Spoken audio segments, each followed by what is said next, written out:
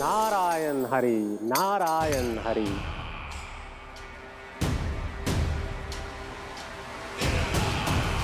प्रणाम देवर्षि। किस योजना में कितना लाभ है और कितनी हानि, यह आंकलन करते करते थक गए होंगे मथुरा नरेश। देवर्षि, आज मेरा ध्यान कैसे आ गया आपको? आप तो सदैव ही मेरे ध्यान में रहते हैं महाराज कंस। सत्य तो यह है कि मथुरा में जो भी हो रहा है मुझसे छिपा हुआ नहीं है। मैं जानता हूं कि आप किसी भी असुर को वृंदावन क्यों ना भेजें, और वो असुर कितना भी शक्तिशाली क्यों ना हो, कृष्ण का सामना नहीं कर पाता।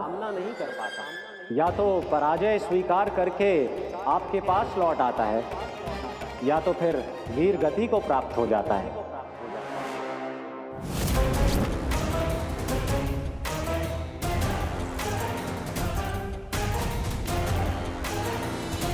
वाह, मुझे मेरी असफलताएं स्मरण कराने आए हैं, मेरे घाव को खुरेदने आए हैं, उन पे नमक छिड़कने आए हैं। मित्र को शत्रु समझने की भूल मत कीजिए महाराज कंस। मैं तो आपकी सहायता करने आया हूं। हाँ, और मेरी सहायता। कृष्ण विष्णु अवतार है, आप विष्णु के भक्त हैं।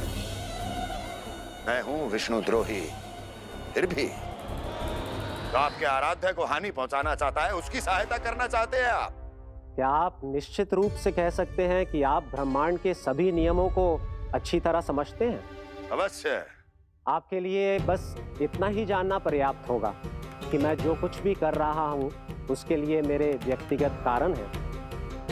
मैं तो बस आपके हित में पिछली बार की तरह एक सुझाव लेके आया था, पर यदि आप मेरा सुझाव सुनना भी नहीं चाहते तो आपकी इच्छा। नारायण हरि, नारायण हरि।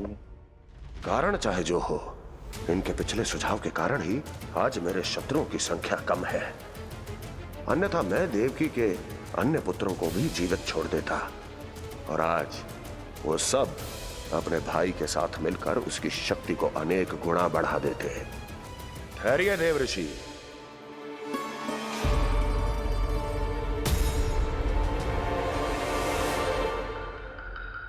बताइए, क्या सुझाव है आपके पास?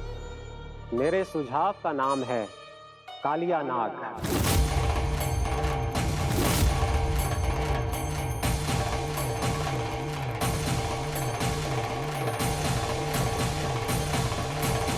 उसके विषय में मैं जानता हूं देवर्षि।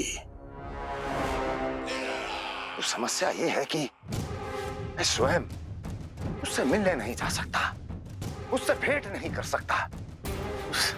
उस कृष्ण की हत्या के लिए उसको वृंदावन जाने के लिए तैयार नहीं कर सकता। तो मत जाइए उसके सामने, और ना उसे भेजिए कृष्ण के सामने। हर बार आप किसी न किसी असुर को अपने शत्रु के क्षेत्र में भेजते हैं, जहां शत्रु उसका सामना करने के लिए पूरी तरह से तैयार होता है और आपका असुर मारा जाता है। इस बार शत्रु को युद्ध स्थल चुनने का अवसर मत दीजिए महाराज। इस बार योजना का जाल ऐसे बुनिए कि कृष्ण स्वयं उसके पास जाने के लिए विवश हो जाए। कालिया नाग स्वयं काल है, मृत्यु का दूसरा नाम है। उसके विष का उपयोग अपने लाभ के लिए कीजिए महाराज। वैसे कालिया के विष की अधिकता का अनुमान तो होगा ही आपको।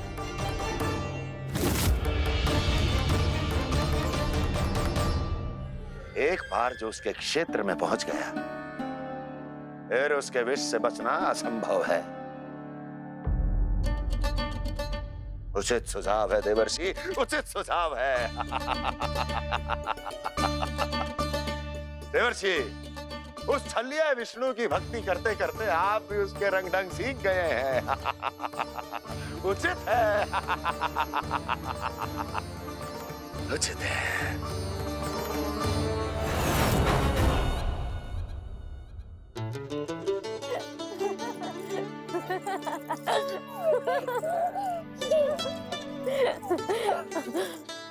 बस बस, बहुत आनंद ले लियो लल्ला।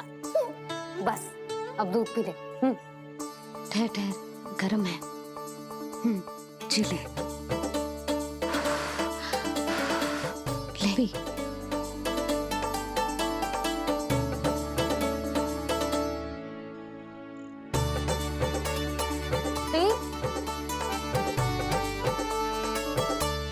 मैं ना होती तो ना जाने क्या हो तो तेरा।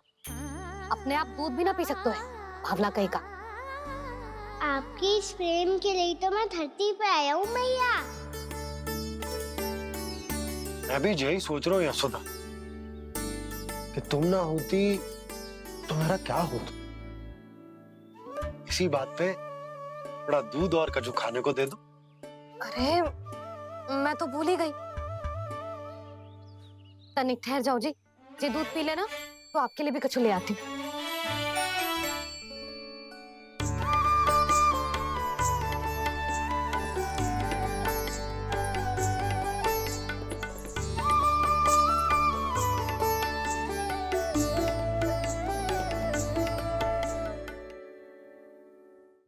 प्रणाम महाराज। आपकी आज्ञा के अनुसार बिल्कुल वैसा ही पत्र तैयार किया है जैसा आप चाहते थे।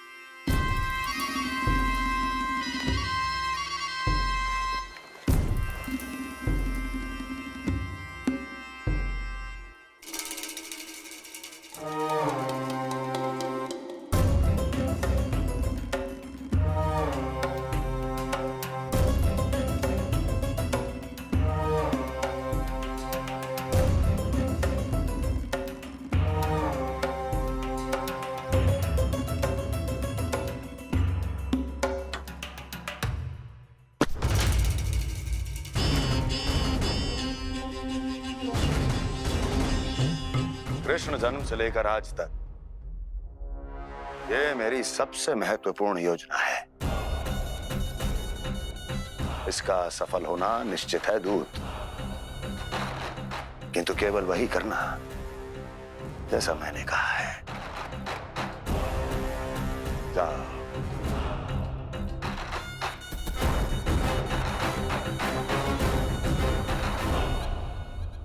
कान्हा,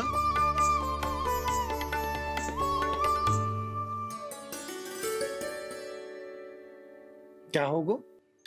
बाबा मैं चाहता हूँ कि मैया की ममता क्रिस्टल फ्रेम की वर्षा मुझ पे सरते ऐसे होते रहे।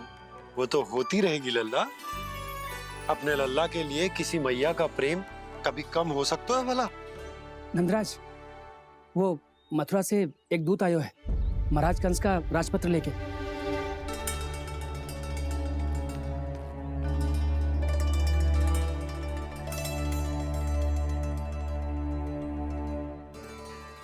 कान्हा अब क्या करने वाला है? तेरे बाबा कहाँ गए? हाँ? कंस मामा का खेल आरंभ हो गया है, पर मैया वो सब सुनेगी तो व्यर्थी चिंतित हो जाएगी। बस थोड़ा बाहर गया मैया, कछु खा रही से। बाहर इस समय? मैया क्या होगा? मैया देखो ना, पीठ पे कछु हो रहा है। मेरा हाथ ना पकड़ो, आप करो ना। दिखा यहाँ। क्षमा करना मैया, पर अभी बाबा को ही संभालने दो ये सब। कहिए, क्या संदेश लाए हैं आप? नहीं नंदराज नहीं। महाराज कंस का आदेश है कि ये संदेश सभी गांव वालों के साथ ही पढ़ा जाए। ठीक है, मैं गांव वालों के सामने पढ़ दूंगा, पर मुझे तो दीजिए पढ़ने के लिए। महाराज की आज्ञा का पालन करना आपके लिए भी आवश्यक है नंदराज। सभी गांव वासियों की सभा बुलाइए। बंसी, सभी गांव वालों की सभा बुलाओ। राजपत्र में ऐसा क्या संदेश भेजो है कंस ने? अब मेरे पत्र को पढ़कर सब भौचक के रह जाएंगे। और वो कृष्ण, उस कृष्ण के पांव के नीचे से तो भूमि खिसक जाएगी, आकाश फट पड़ेगा, बिजलियां गिर जाएंगी। प्राप्ति, ओ प्राप्ति, कंस का पत्र। स्वयं को बहुत अधिक शक्तिशाली समझता है ना वो। अब देखता हूं कैसे वो इस महासंकट का सामना करता है। वो कृष्ण, वो अपनी मृत्यु स्वयं चुनेगा या मृत्यु की वेदी पर चढ़ा देगा प्रिय वृंदावन वासियों को।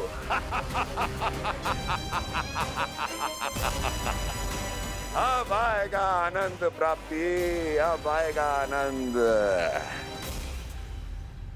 सबको इकट्ठा करवा के ही पढ़वाएगो। अवश्य ही कोई विशेष संदेश दिया होगा कंस ने। मैं भी यही सोच रही हूँ सुलक्षणा जीजी, कछु ना कछु तो विशेष है, पर जे हो क्या सकता है? हाँ, बात तो सही है। ऐसा क्या हो सकता है? सभी गांव वासियों के सामने कहा जाए, कछु तो विशेष अवश्य लग रहे हैं। बाहर इतना कोलाहल क्यों हो रहा है? मैया, मैया, अब क्या होगा? मैया देखो ना, सर पे कछु हो रहा है। लल्ला, नारायण ने तुझे हाथ दिए हैं ना? पीठ की बात अन्य थी। अपने सिर की सेवा स्वयं कर। सर पे तो हाथ पहुंच रहा है ना?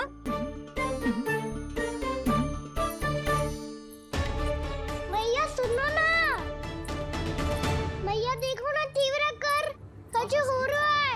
मैया देखो ना, तीव्र कछु हो रहा है।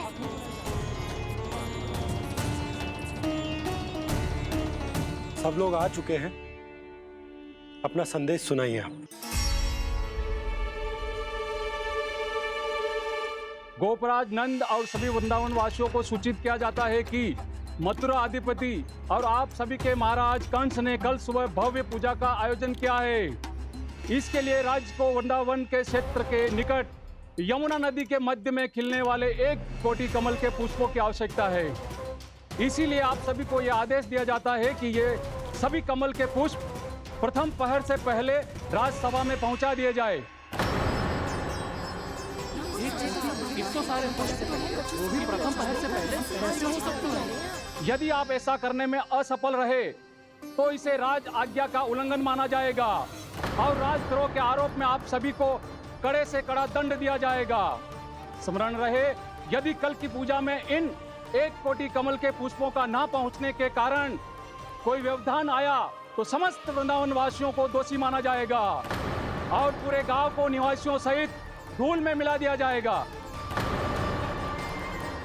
कल प्रथम पहर तक का ही समय है आप सबके पास।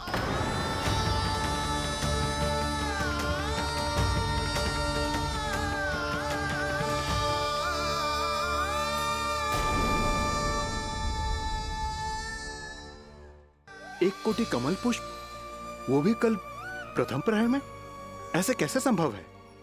और कोई साधारण पुष्प ना, यमुना नदी के मध्य खिलने वाले विशेष कमल के फूल चाहिए उन्हें।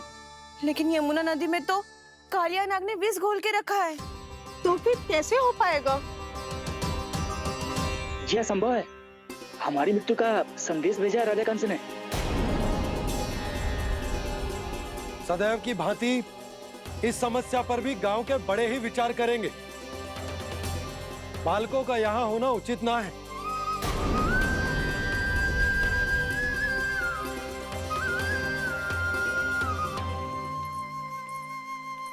लल्ला, ले जे गेंद ले, जा अपने सखाओं के साथ खेल। सुबह उज्जवल, मधुमंगल वसंता, देखो मैया ने क्या दिया है। चलो खेले, बहुत आनंद आएगा आज।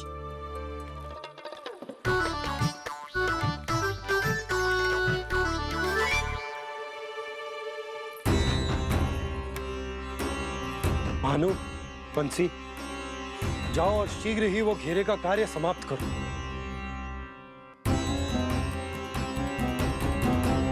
पर कछु ना कछु तो करना पड़ेगा ना। पर हम कर ही क्या सकते हैं? पुष्प लाने को और कोई उपाय है भी तो ना। मैं चला जाऊंगा जमुना जी में। वैसे भी मेरे जीवन के कितने दिन शेष बचे हैं। गांव के लिए, समाज के लिए कुछ करके मरूं, तभी तो शांति मिलेगी। ना काका, यदि आप उस विषैले जल में छलांग लगा भी दोगे किंतु 1 कोटि कमल पुष्प एकत्रित कर पाना आपके लिए संभव ना है। इससे अच्छा है कि मैं चला जाऊं। यदि मैं मर भी गया तो मेरे पीछे रोने वाला कोई ना है। किसी को कहीं जाने की आवश्यकता ना है। गोप नरेश होने के नाते ये मेरा कर्तव्य है कि मैं आप सबकी रक्षा करूं। नंदराज, आपको जाना है तो जाओ। हरिया, काका, भैया सब चले जाओ। लेकिन आपको पता है वहाँ का जल कितना विषैला है। आप लोग एक क्षण भी जीवित नहीं रह पाओगे। फिर कैसे इकट्ठा करेंगे 1 कोटि कमल पुष्प? आप बात तो सही कह रही हैं शांति। उस दुष्ट कंस ने ऐसी मांग रख के हम सबको फंसा दिया। हम में से कोई भी क्यों ना चला जाए और इस संकट का समाधान ना निकले को। ना बताना कौन सा खेल खेलें? गेंद पकड़ खेलते हैं। पर एक बात सुन लो सब, कोई भी तीव्र गति से ना फेंकेगा गेंद को। भैया ने फ्रेम बनाई है मेरे लिए। सब तैयार हो?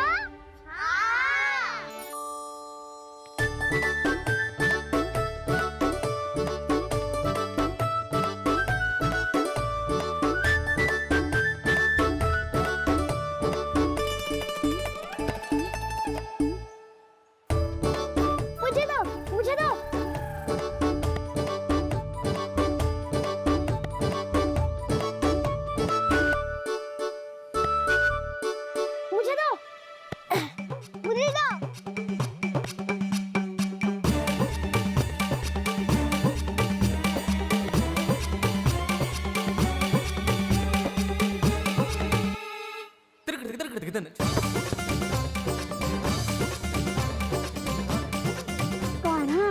इतनी धीरे से फेंकेगो तो कैसे आनंद आएगो?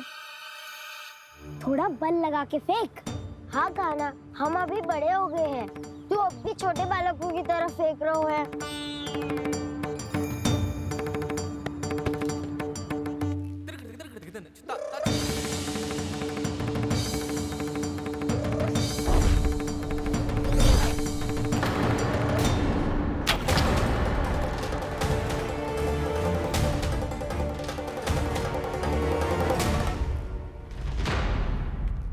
दीदी जी क्या करो कान्हा?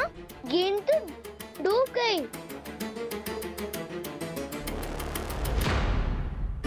अच्छा, तो ये सब इसकी योजना का भाग था ताकि ये कालिया का सामना कर पाए।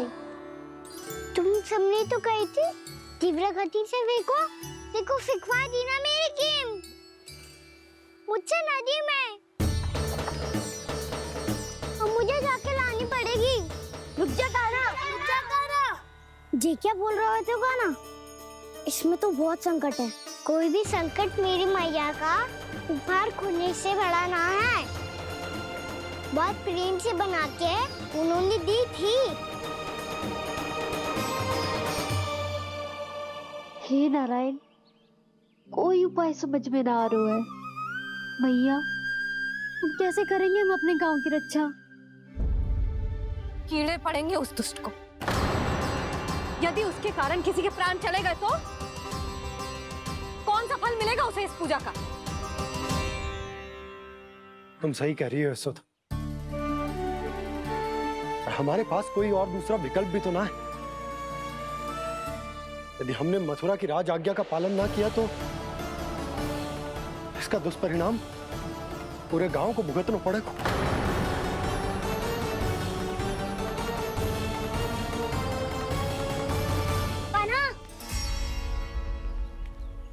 तुम्हें पता है कि तू भगवान है, दिव्य है, बहुत शक्ति है तुझमें।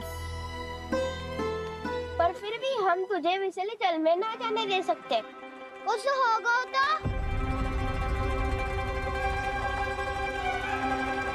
तुम सब इतनी हट कर रहे हो तो ठीक है, ना जाऊंगा।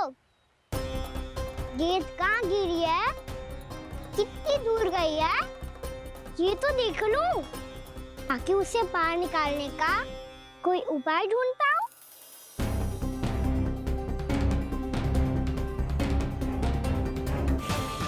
हाँ।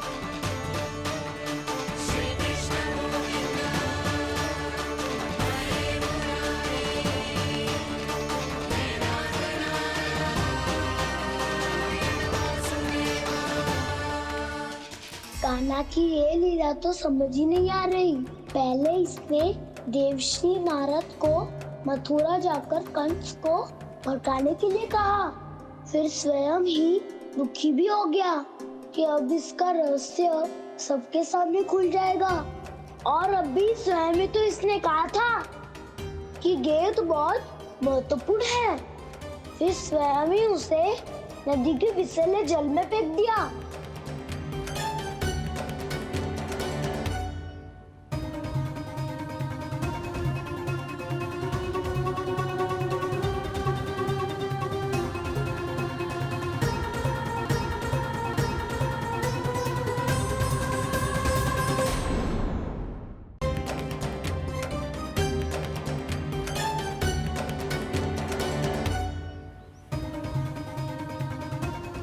कान्हा, तू ऊपर क्यों चढ़ रहा है? अरे ऊंचाई से देखूंगा तभी तो गेंद दिखेगी।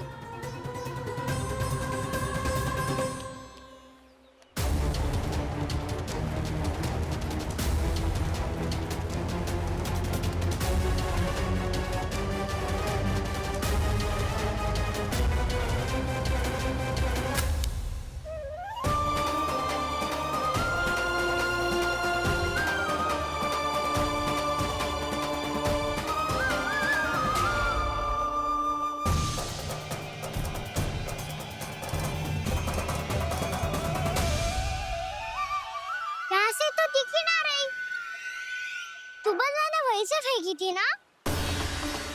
ना, वहाँ से फेंकी थी। कहाँ से? मैं कहा ना वहाँ से।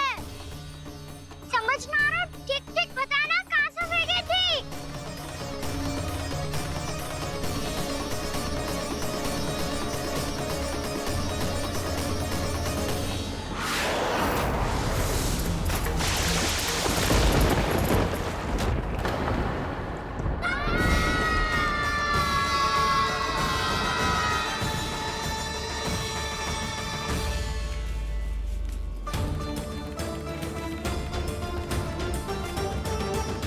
कालिया नाग के क्षेत्र में जाकर कोई भी जीवित वापस ना लौट सको।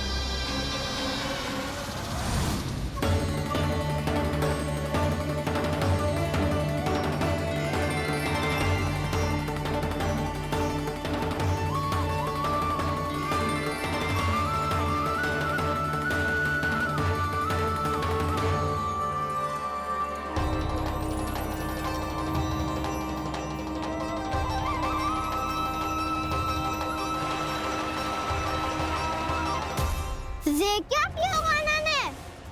कालिया नाग तो उसे देखते ही निकल जाएगा।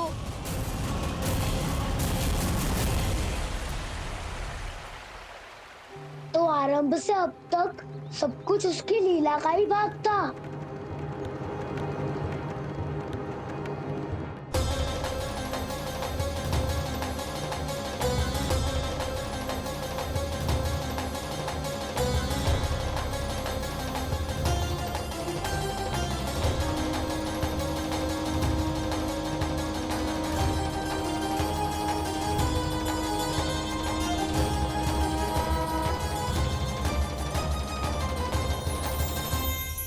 इतना सुंदर रूप, मन मोहने वाली मुस्कान, अद्भुत तेज और भगवान जैसी दिव्यता।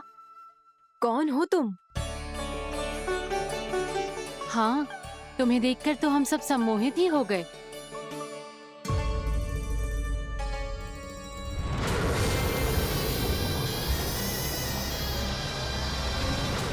जो भी हो बालक, वापस लौट जाओ। हमारा हृदय तुम्हें ही देखते रहना चाहता है, किंतु यदि हमारे पति जाग गए तो तुम्हें अवश्य हानि पहुंचाएंगे। ये बहुत विषैले है बालक, कालकोट जैसे भयानक, इनके विष से तुम नहीं बच सकोगे। नंदराज, कालिया नाग के विष का प्रभाव बढ़ते ही जा रहा है। पहले 8 कोस तक उसके विष का प्रभाव था, अब तो 1 योजन से अधिक क्षेत्र में फैलो है। जल पीने के प्रयास से अनेक पशु मारे गए हैं और नदी के निकट के वृक्ष और वनस्पति सब नष्ट होने लगे।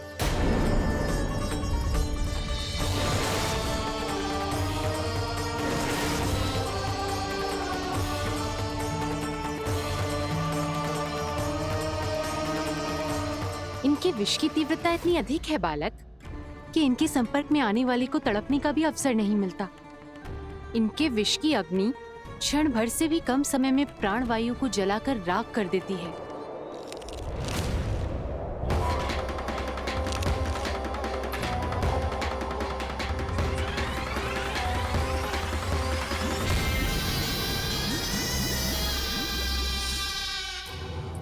तब तो समस्या और भी गंभीर हो जाएगी। मैंने तो सुनो है कि कालिया नाग कम से कम 2 योजन लंबा है, सैकड़ों फन है उसके।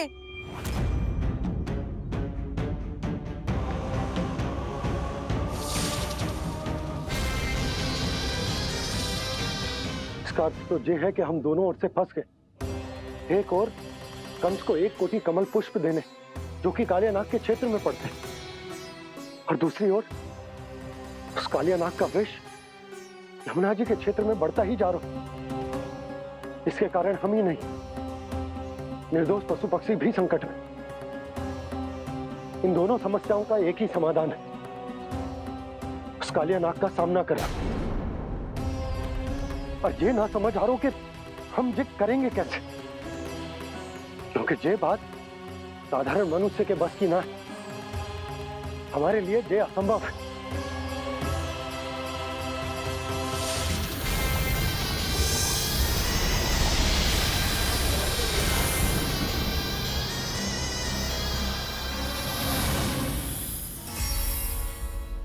अब तो तुमने अपनी आंखों से भी देख लिया बालक, ये कितने विषैले हैं। नींद में भी विष उगलते हैं। इससे पहले कि तुम्हें कुछ हो जाए, चले जाओ यहाँ से, मान लो हमारी बात। आप सब मुझे जानती भी नहीं और फिर भी मेरी इतनी चिंता कर रही हैं आप। माँ की ममता भेदभाव नहीं जानती। तुम भी किसी के पुत्र हो और हम सब भी माँ हैं। एक माँ को हर बालक में अपनी ही संतान दिखाई देती है, इसलिए हम तुमसे विनती करते हैं, वापस चले जाओ, बचा लो अपने प्राण। मेरी चिंता मत कीजिए, मुझे कुछ नहीं होगा। होगा, अनर्थ होगा यदि ये उठ गए तो।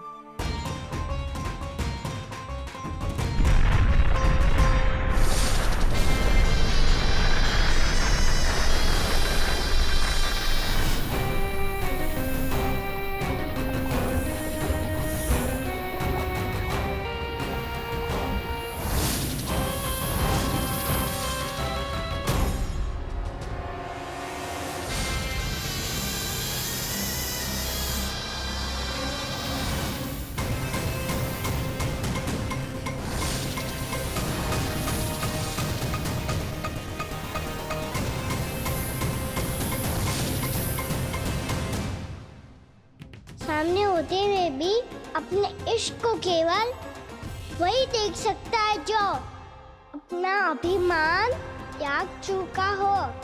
पर पूर्व जन्म में मेरा भक्त होने के नाते मेरा सत्य स्वरूप देख पाने में मुझे इसकी सहायता करनी चाहिए।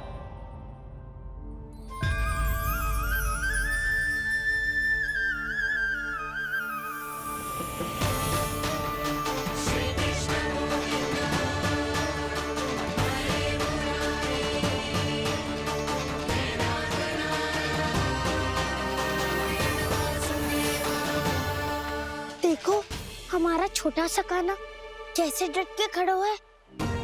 इतने विशालकाय, इतने महाभयंकर सबके सामने।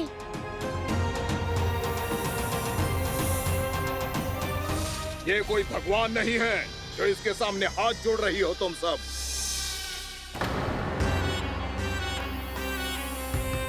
एक सामान्य साधारण बालक है ये, जो ये तक नहीं जानता कि इसके सामने है इसका काल, कालिया।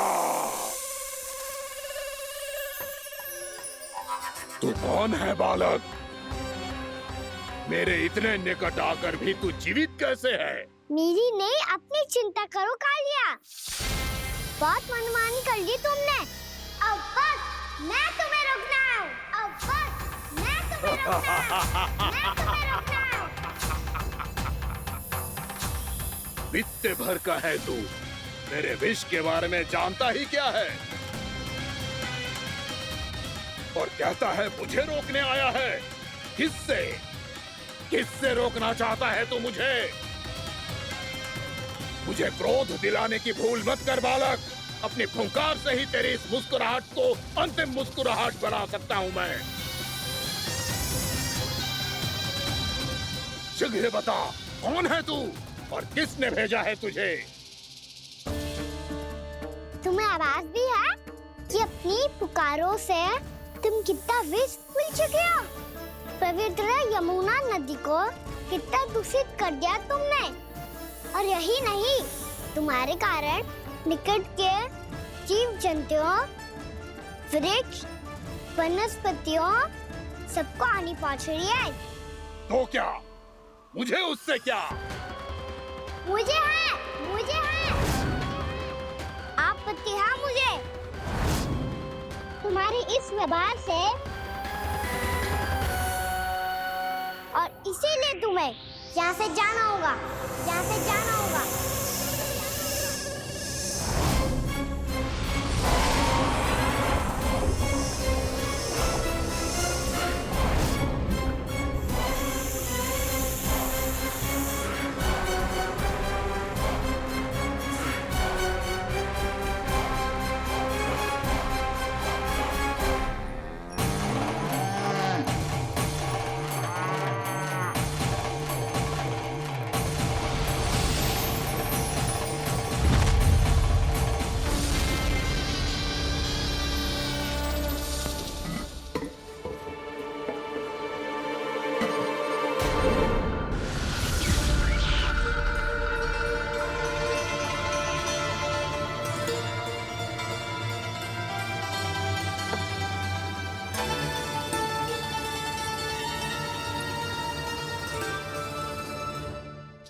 मुझे आदेश देने का साहस भी कैसे किया तूने?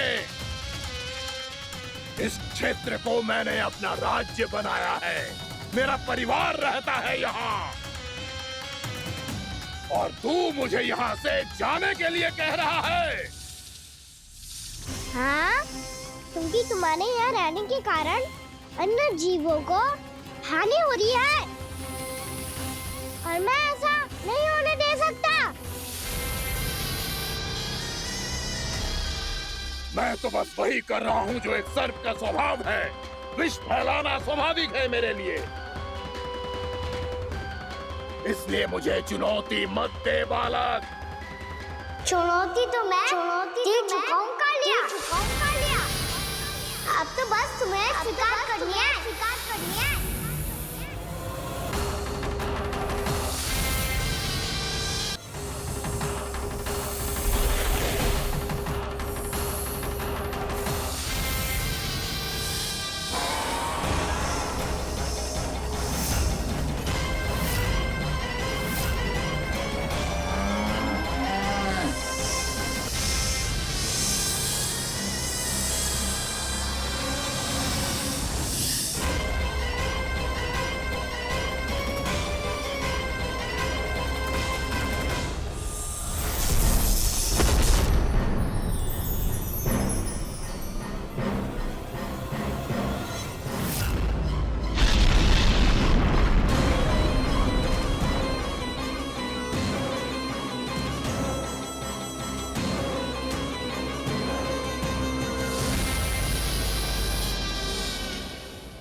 मैं भी चेतावनी दे रहा हूँ, यहाँ से चले जाओ।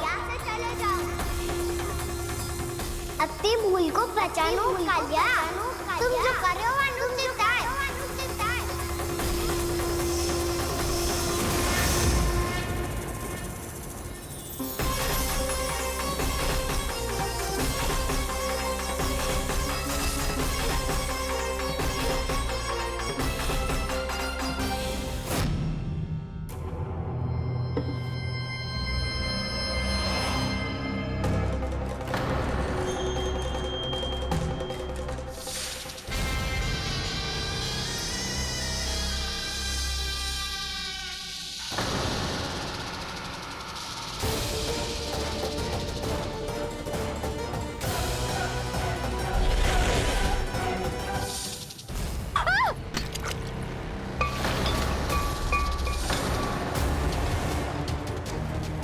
अब मैं आता हूँ। क्या हो गया सुधा? मुझे आवाज हो रहा है जी, कछु ना कछु गड़बड़ है। यशोदा, जो समस्या हमारे सामने है, हम सभी उसका समाधान खोजने में जुटे। तुम विश्वास करो, मैं कोई ना कोई समाधान अवश्य ढूंढ लूंगा। हम कैसे भी करके वो कमल के पुष्प उस कंस तक पहुंचा देंगे। नाना, समस्या उससे कहीं अधिक है, उससे कहीं अधिक बड़ी, उससे कहीं अधिक भयानक है।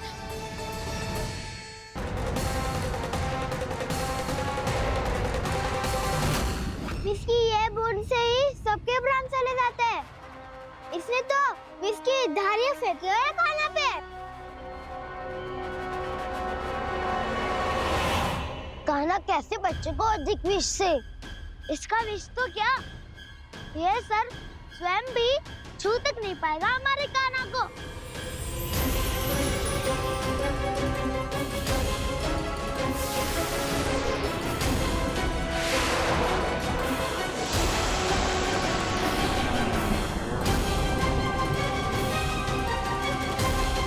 तुम्हारे सखा को, मेरे भाई को कोई हानि नहीं पहुंचा पाएगा। ये कान्हा का सत्य चाहे जो हो बलराम, पर अभी तो जो एक बालक ही है ना।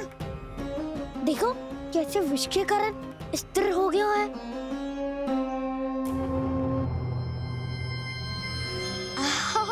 हाउ सर्फ ने कितनी आसानी से अपनी पूंछ से बांध लिया है।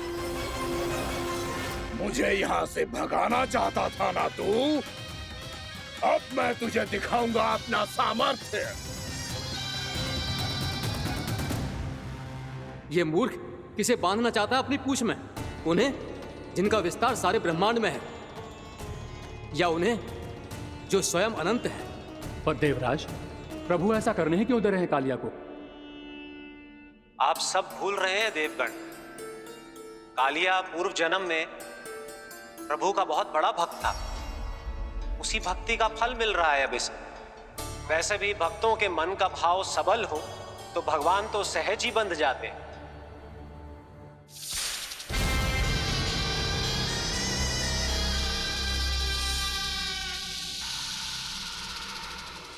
बलराम, तुमने ही तो कही थी कान्हा को कछु ना होगा। देखो उस दुष्ट ने चारों ओर से जकड़ लियो है।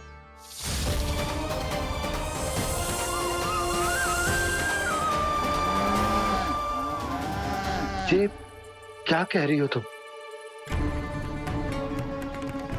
सुधा जी, क्या हुआ? घबरा क्यों रही हो आप? सुलक्षणा, मुझे आभास हो रहा है कुछ बहुत बड़ी अनहोनी हो गई है। नंदराज, नंदराज, नंदराज!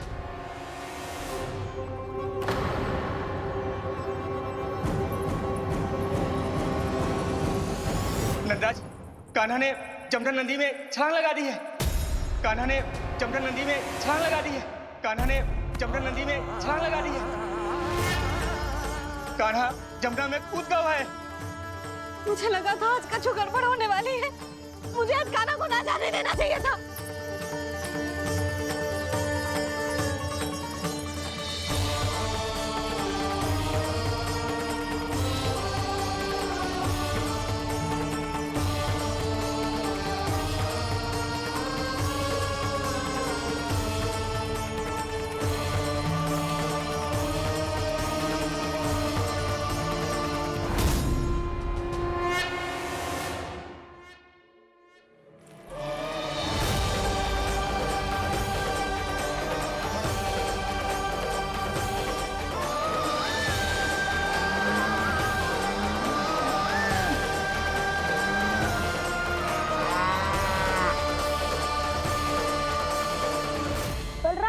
कछु करो ना।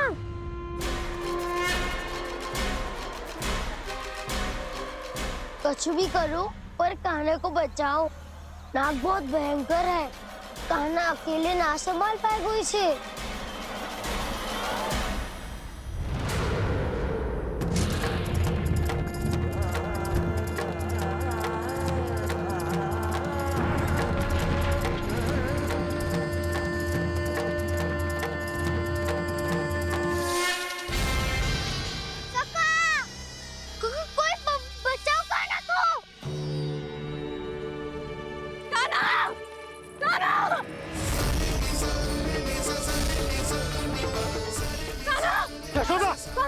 यशोदा रुको।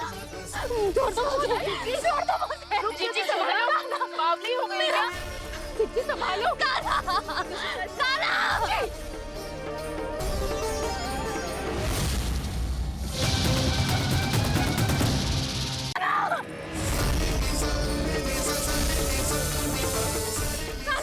यशोदा, यशोदा रुको। छोड़ दो मुझे, छोड़ दो मुझे। रुक जीजी, संभालो, बावली हो गई क्या? जीजी संभालो। देखो अब कैसे तुम्हारे अस्थियों को तोड़कर छोटे छोटे टुकड़ों में बदल दूंगा मैं।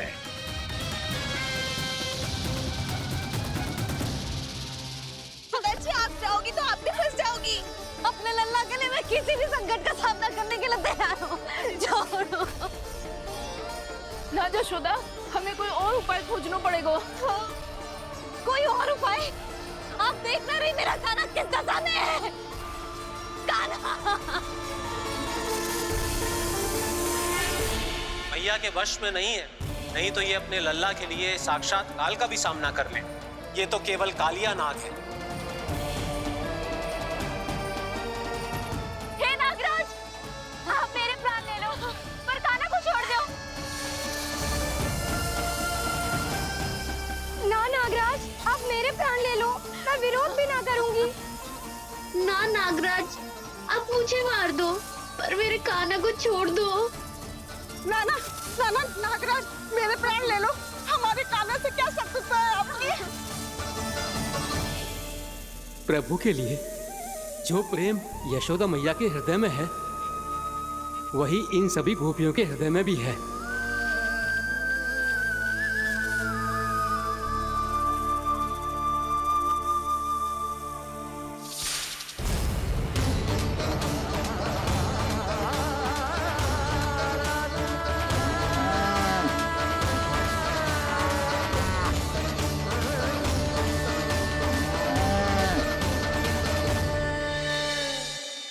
यशोदा, यशोदा, देखो इन गोपियों को, इन गैयाओं को। इन सब के मन में भी तुम्हारी भांति ही ममता भरी हुई। वो सब भी कान्हा से उतना ही प्रेम और स्नेह करती है, उतनी ही ममता से भरी हुई है जितनी कि तुम। तो तुम ही सोचो, जिसके साथ इतनी ममता और इतना स्नेह, इतना प्रेम, उसका कोई क्या कर सकता है? उस काले नाग का वेश इस सब आशीर्वादों के सामने कछु न है। कछु करो जी। उसे बोलो वो मेरे प्राण ले ले, मेरे कान्हा को छोड़ दे। यशोदा,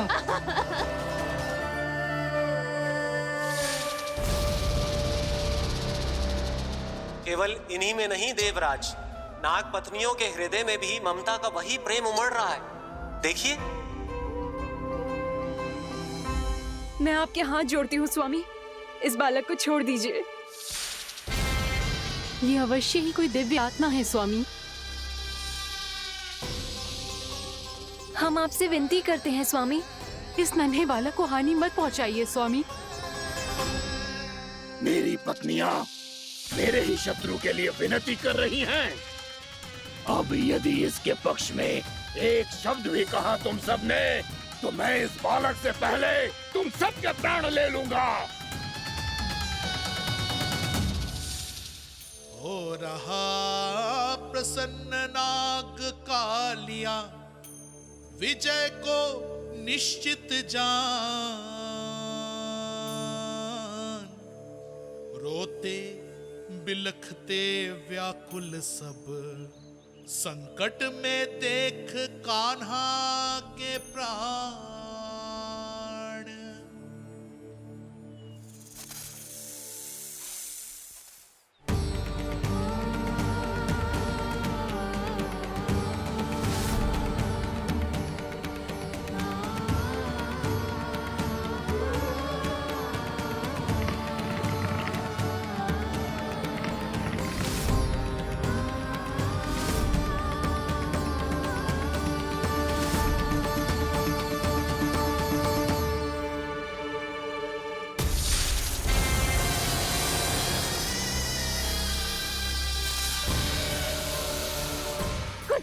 जीजी मेरे लल्ला को बचा लो, कोई तो कुछ करो। जीजी संभालो जीजी ना। यशोदा, यशोदा तुम शांत हो जाओ, मैं कान्हा को वापस लेकर आऊंगा, मैं रक्षा करूंगा उसकी। ना नंदराज, नंदराज नहीं, कम से कम आप तो समझो नंदराज, कालिया के पास आप जाओगे तो आप भी फंस जाओगे।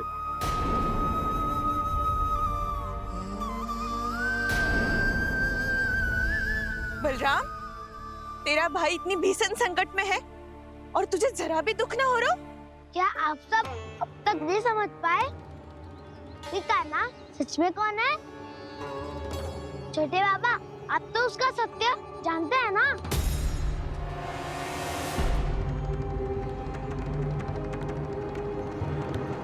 मानता हूँ कि आप सब कान्हा के रहस्य के बारे में नहीं जानते, पर क्या उसके जन्म से आज तक घटी एक से बढ़कर एक विचित्र घटनाओं को भी भूल गए हैं आप सब?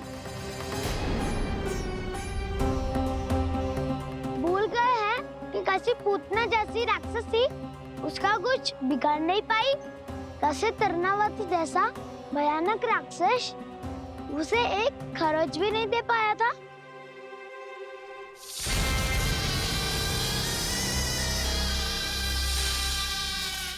आप सबने अपनी आंखों से देखा था ना, बकासुर से कान्हा की रक्षा करने देवता स्वयं आए थे, पर सत्य तो ये है कि वह सभी देवता भी उस असुर के सामने असमर्थ हो गए थे।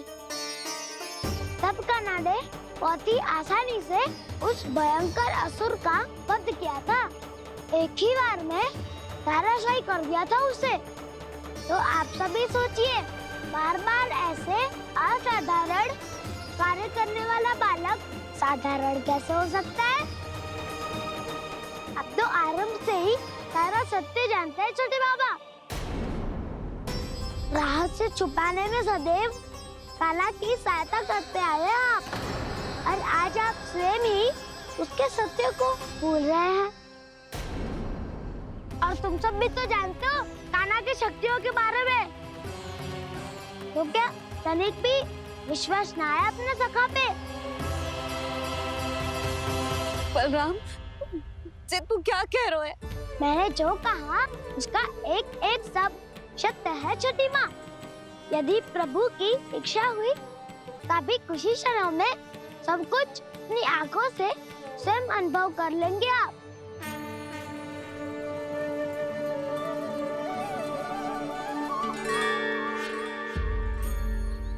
शांताकारं भुजगशयनं पद्मनाभं सुरेशं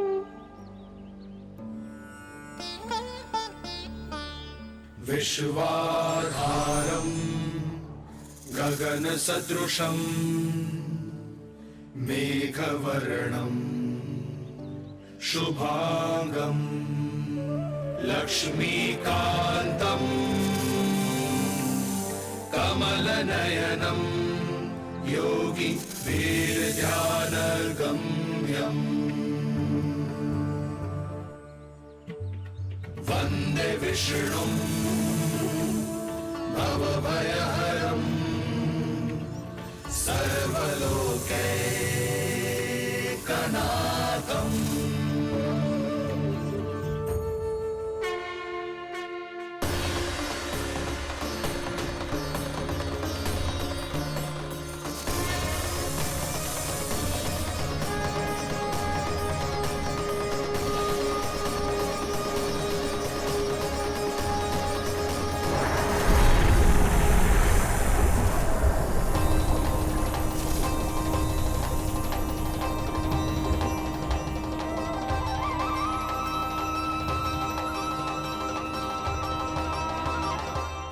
तुझे क्या लगता है बालक कि तू मेरी जकड़ से निकल गया तो अब बच जाएगा तू?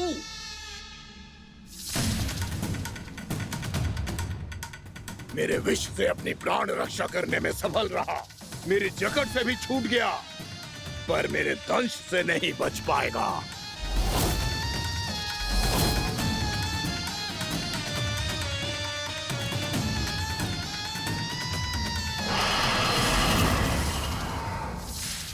अब भय से भाग रहा है, पर मैं तुझे मृत्यु देकर रहूंगा।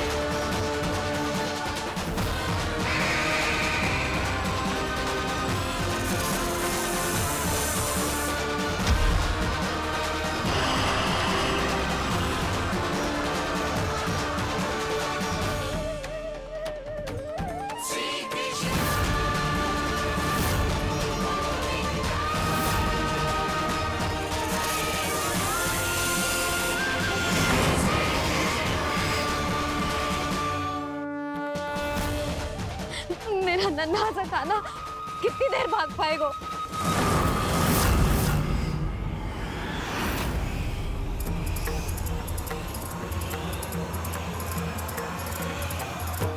और कितनी प्रतीक्षा करोगे मेरी भक्त कालिया?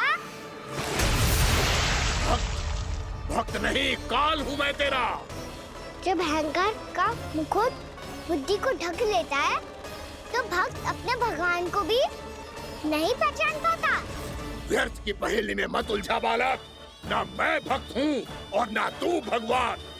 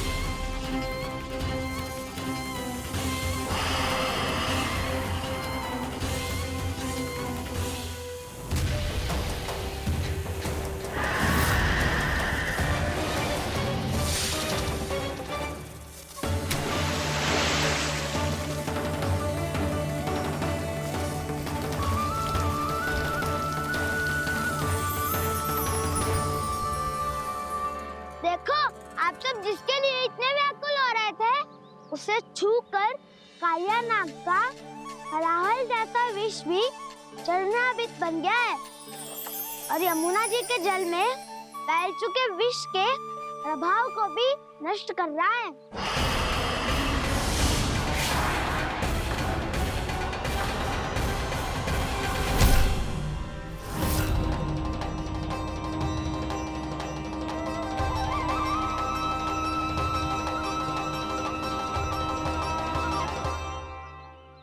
धर्म रक्षक अधर्म विनाशक प्रभु श्री कृष्ण का कौशल सचमुच अद्वितीय है। नारायण नारायण।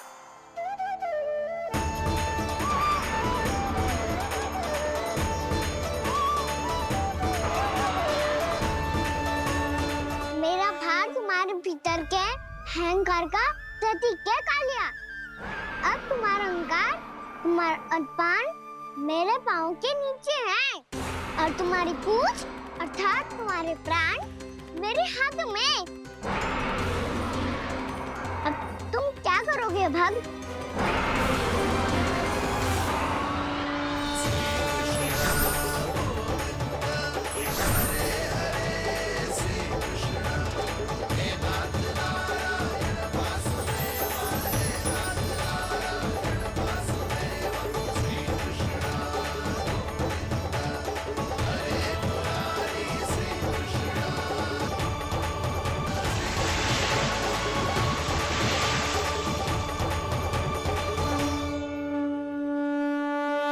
प्रभु, भले ये आपको पहचानने में असमर्थ हो, पर हम सब ने आपको पहचान लिया है। हाँ प्रभु, एक भक्त होने के नाते और एक अर्धांगिनी और माँ होने के नाते मैं आपसे इनके प्राणों की भिक्षा मांगती हूँ। अपनी कृपा दिखाइए और इन्हें क्षमा कर दीजिए। आपके लिए मित्र और शत्रु में कोई अंतर नहीं प्रभु। उसी तरह आपकी कृपा और दंड में भी कोई अंतर नहीं। दोनों दया ही तो हैं, अकारण ही किसी को प्राप्त नहीं होती।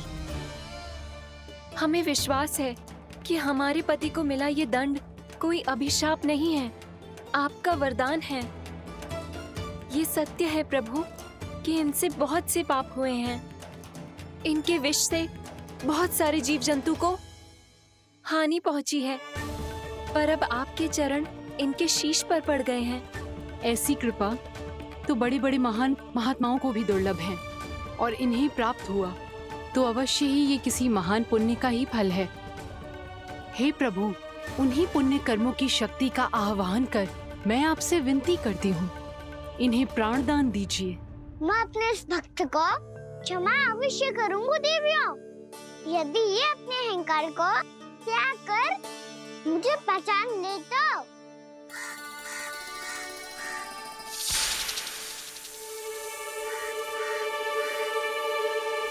मैं तुम्हें श्राप देता हूँ, जितनी विषैली तुम्हारी जिह्वा है उतने ही विषैले सर्प बन जाओ तुम।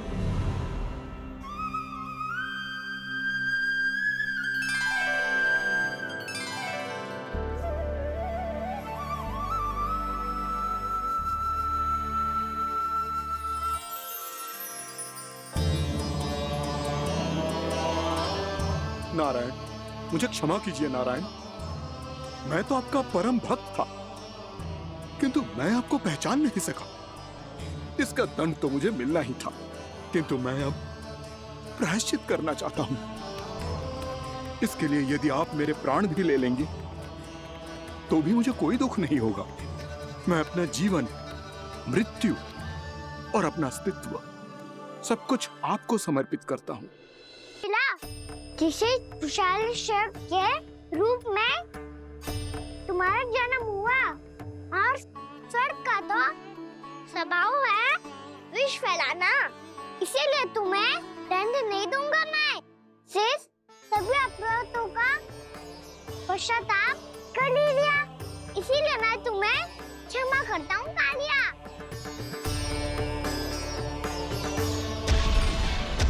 पर तुम्हें यहाँ से दूर समुद्र के बीच जाकर रहना होगा, जहाँ किसी निर्दोष का जीवन तुम्हारे विष से प्रभावित ना हो।